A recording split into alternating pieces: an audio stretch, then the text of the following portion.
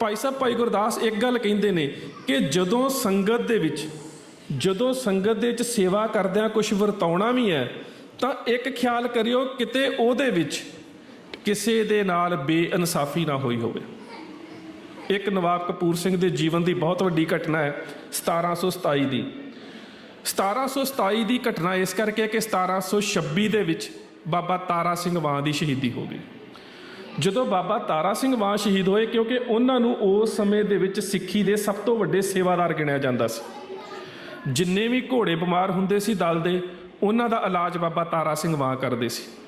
ਸਿੱਖਾਂ ਨੂੰ ਜੰਗਲਾਂ ਦੇ ਵਿੱਚ ਰੋਟੀ ਪਹੁੰਚਾਉਣ ਦਾ ਕੰਮ ਬਾਬਾ ਤਾਰਾ ਸਿੰਘ ਵਾਂ ਦਾ ਜਥਾ ਕਰਦਾ ਸੀ।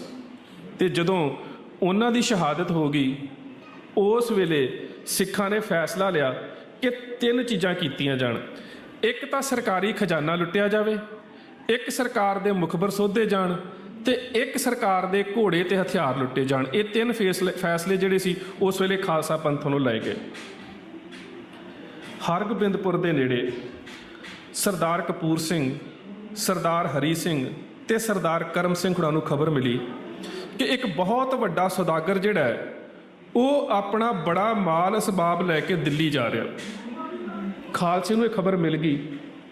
ਖਾਲਸੇ ਨੇ ਉੱਥੇ ਜਾ ਕੇ ਉਸ ਇਲਾਕੇ 'ਚ ਆਪਣੇ ਡੇਰੇ ਲਾ ਲਏ। ਇਹ ਨਵਾਬ ਜਦੋਂ ਜੰਮੂ ਕਸ਼ਮੀਰ ਦੇ ਇਲਾਕੇ ਨੂੰ ਪਾਰ ਕਰਦਾ ਹੋਇਆ ਦਿੱਲੀ ਨੂੰ ਜਾ ਰਿਹਾ ਸੀ ਤੇ ਖਾਲਸਾ ਪੰਥ ਨੇ ਰਸਤੇ ਦੇ ਵਿੱਚ ਇਹਦੇ ਕਾਫਲੇ ਨੂੰ ਲੁੱਟ ਲਿਆ। ਇਹਦੇ ਕਾਫਲੇ ਨੂੰ ਲੁੱਟਦਿਆਂ ਇਹਦੇ ਕੁਝ ਨੌਕਰ ਜ਼ਖਮੀ ਹੋ ਗਏ। ਜਿਹੜਾ ਇਸ ਕਾਫਲੇ ਦਾ ਮਾਲਕ ਸੀ ਉਹ ਸਿਆਲਕੋਟ ਦਾ ਰਹਿਣ ਵਾਲਾ ਸੇਠ ਪ੍ਰਤਾਪ ਚੰਦ ਸੀ। ਇੱਥੇ ਸਿੱਖੀ 'ਚ ਸੇਵਾ ਦਾ ਜਿਹੜਾ ਕਿਰਦਾਰ ਹੈ ਉਸ ਚੀਜ਼ ਨੂੰ ਵੇਖਿਓ।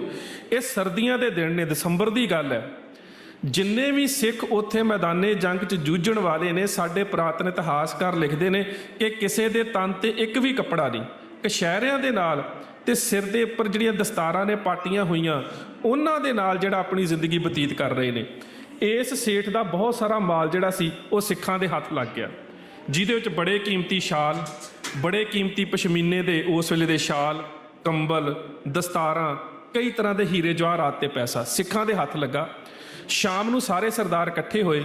ਜਦੋਂ ਗੰਢਾਂ ਖੋਲ੍ਹਣ ਲੱਗੇ ਉਸ ਸਮਾਨ ਦੀਆਂ ਤੇ ਖੋਲ੍ਹ ਕੇ ਵੇਖਿਆ ਬੜਾ ਕੀਮਤੀ ਪਸ਼ਮੀਨਾ, ਬੜੇ ਕੀਮਤੀ ਸ਼ਾਲ। ਇੱਕ ਉਸ ਦਾ ਨੌਕਰ ਫੜਿਆ ਸੀ ਸੇਠ ਪ੍ਰਤਾਪ ਚੰਦ ਦਾ, ਤੇ ਉਹ ਨੌਕਰ ਨੂੰ ਪੁੱਛਦੇ ਨੇ ਕਿ ਇਹ ਸਮਾਨ ਤੁਸੀਂ ਕਿੱਥੋਂ ਲੈ ਕੇ ਆ ਰਹੇ ਹੋ? ਕਹਿੰਦਾ ਜੀ ਇਹ ਸਮਾਨ ਅਸੀਂ ਕਸ਼ਮੀਰ ਦੇ ਤੇ ਲਦਾਖ ਦੇ ਇਲਾਕੇ 'ਚੋਂ ਲੈ ਕੇ ਆ ਰਹੇ ਹਾਂ ਜਿੱਥੇ ਵਧੀਆ ਪਸ਼ਮੀਨਾ ਹੁੰਦਾ। ਤੇ ਕਹਿੰਦਾ ਇਹ ਲੈ ਕੇ ਕਿੱਥੇ ਜਾਣਾ ਹੈ? ਕਹਿੰਦਾ ਅਸੀਂ ਇਹ ਦਿੱਲੀ ਦੇ ਬਾਦਸ਼ਾਹ ਨੂੰ ਲੈ ਕੇ ਜਾਣਾ। ਤੇ ਕਹਿੰਦਾ ਕਿ ਇਹ ਕਿੰਨੇ ਕੁ ਦਾ ਸਮਾਨ ਹੈ? ਉਸਨੇ ਦੱਸਿਆ ਕਰੋੜਾਂ ਦਾ ਸਮਾਨ ਹੈ। ਤੇ ਨਾਲ ਹੀ ਸਰਦਾਰ ਨਵਾਬ ਕਪੂਰ ਸਿੰਘ ਪੁੱਛਦੇ ਨੇ, ਕਹਿੰਦੇ ਨੇ ਕਿ ਇਹਦੇ ਪੈਸੇ ਦਿੱਲੀ ਦਰਬਾਰ ਵੱਲੋਂ ਤੁਹਾਨੂੰ ਮਿਲ ਚੁੱਕੇ ਨੇ? ਉਹਨੇ ਕਿਹਾ ਨਹੀਂ ਜੀ, ਜਦੋਂ ਇਹ ਮਾਲ ਦਿੱਲੀ ਦਰਬਾਰ ਦੇ ਵਿੱਚ ਜਾਵੇਗਾ ਸਾਨੂੰ ਫੇਰ ਪੈਸੇ ਮਿਲਦੇ ਨੇ। ਉਹਨੇ ਕਿਹਾ ਤੁਹਾਡਾ ਮਾਲਕ ਕੌਣ ਹੈ? ਕਹਿੰਦਾ ਸਿਆਲਕੋਟ ਦਾ ਸੇਠ ਪ੍ਰਤਾਪ ਚੰਦ। ਕਹਿੰਦਾ ਕਿੱਥੇ ਹੈ? ਕਹਿੰਦਾ ਜਦੋਂ ਤੁਸੀਂ ਹਮਲਾ ਕੀਤਾ ਸੀ ਡਰਦਾ ਕਿਸੇ ਘਰ 'ਚ ਜਾ ਕੇ ਲੁਕ ਗਿਆ। ਉਹਨੂੰ ਸ਼ਹਿਰ ਦੇ ਵਿੱਚੋਂ, ਘਰ ਦੇ ਵਿੱਚੋਂ ਲੱਭ ਕੇ ਕੱਢ ਕੇ ਲਿਆਂਦਾ ਗਿਆ ਤੇ ਖਾਲਸੇ ਨੇ ਆਪਣੇ ਸਾਹਮਣੇ ਬਿਠਾਇਆ। ਕਹਿੰਦਾ ਸੇਠ ਪ੍ਰਤਾਪ ਚੰਦ ਜੀ, ਜਿਹੜਾ ਮਾਲ ਅਸੀਂ ਤੁਹਾਡਾ ਲੁੱਟਿਆ ਹੈ ਤੁਹਾਨੂੰ ਦਿੱਲੀ ਦਰਬਾਰ ਤੋਂ ਪੈਸੇ ਮਿਲ ਗਏ ਨੇ? ਕਹਿੰਦਾ ਨਹੀਂ।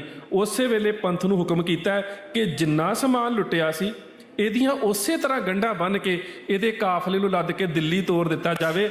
ਅਸੀਂ ਸਰਕਾਰੀ ਖਜ਼ਾਨੇ ਲੁੱਟਣੇ ਨੇ ਪਰ ਅਸੀਂ ਕਿਸੇ ਗਰੀਬ ਦਾ, ਕਿਸੇ ਮਜ਼ਲੂਮ ਦਾ ਕੱਪੜਾ ਲੁੱਟ ਕੇ ਆਪਣੇ ਤਨ ਨੂੰ ਨਹੀਂ ਟਕਣਾ। ਇਹ ਉਸ ਵੇਲੇ ਸਿੱਖੀ ਦਾ ਪੈਰਾਮੀਟਰ ਹੈ। ਔਰ ਹੈਰਾਨ ਹੋਵੋਗੇ ਤੁਸੀਂ ਕਿ ਹਿੰਦੂ ਇਤਿਹਾਸਕਾਰ ਲਿਖਦੇ ਨੇ ਕਿ ਜਦੋਂ ਸੇਠ ਪ੍ਰਤਾਪ ਚੰਦ ਨੇ, ਜਦੋਂ ਕਿ ਕੱਪੜੇ ਵੰਡੇ ਜਾ ਚੁੱਕੇ ਸੀ, ਦਸਤਾਰਾਂ ਕੰਬਲ ਸਿੱਖਾਂ ਨੇ ਲੈ ਲਏ ਸੀ, ਸਾਰੇ ਵਾਪਸ ਕੀਤੇ, ਜਦੋਂ ਸੇਠ ਪ੍ਰਤਾਪ ਚੰਦ ਨੇ ਉਹ ਗੰਢਾਂ ਦਿੱਲੀ ਜਾ ਕੇ ਖੋਲ੍ਹੀਆਂ ਤਾਂ ਉਹ ਮਾਲ ਓਨਾ ਹੀ ਸੀ ਜਿੰਨਾ ਉਹ ਕਸ਼ਮੀਰ ਤੋਂ ਲੈ ਕੇ ਆ ਰਿਹਾ ਸੀ। ਕਿਸੇ ਸਿੱਖ ਨੇ ਇੱਕ ਕੱਪੜੇ ਦੀ ਇੱਕ ਲੀਰ ਵੀ ਨਹੀਂ ਆਪਣੇ ਕੋਲ ਰੱਖੀ।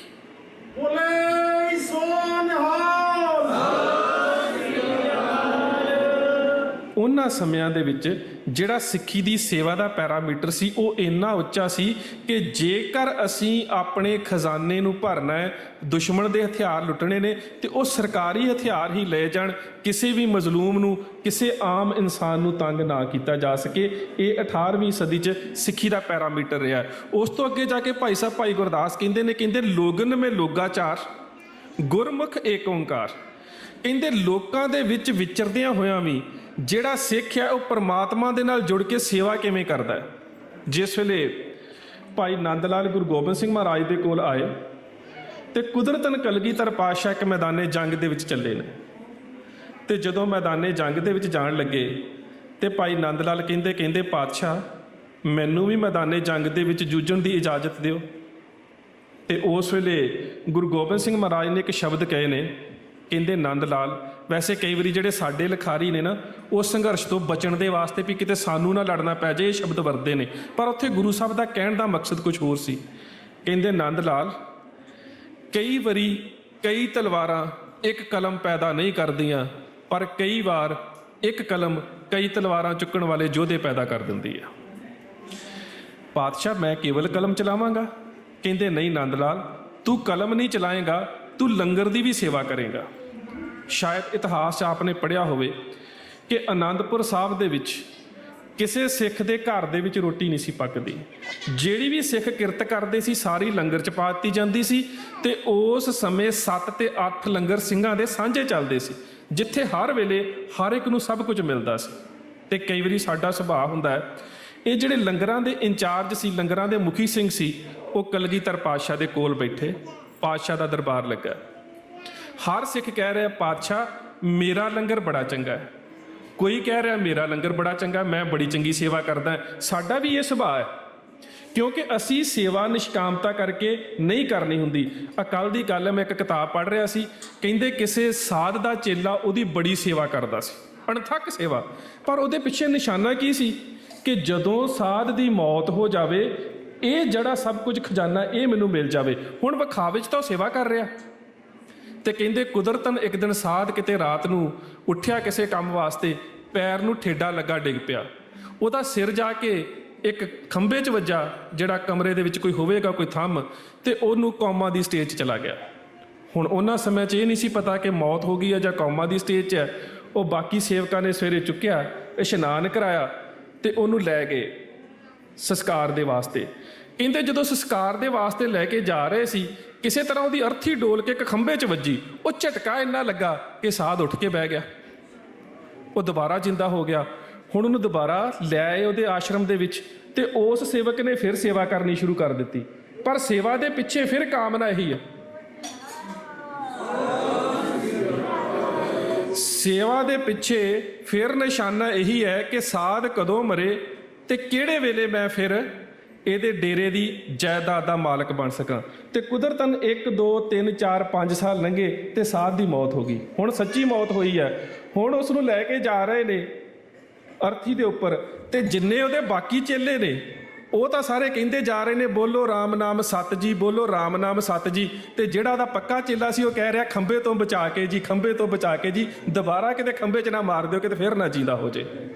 ਸੋ ਇਹ ਜਿੰਨਾ ਵੀ ਸਾਡੀ ਕਈ ਵਾਰੀ ਸੇਵਾ ਦਾ ਜਿਹੜਾ ਸਾਡਾ ਭਾਵ ਅਰਥ ਹੁੰਦਾ ਹੈ, ਉਹ ਇਹ ਹੁੰਦਾ ਕਿ ਕਿਸੇ ਨਾ ਕਿਸੇ ਕਾਮਨਾ ਦੇ ਕਰਕੇ ਹੁੰਦਾ ਹੈ ਕਿ ਅਸੀਂ ਇੰਨੀ ਕੁ ਸੇਵਾ ਕਰਕੇ ਗੁਰੂ ਤੋਂ ਇੰਨੀ ਕੁ ਜਿਹੜੀ ਆ ਪ੍ਰਾਪਤੀ ਕਰਨਾ ਚਾਹੁੰਦੇ ਹਾਂ।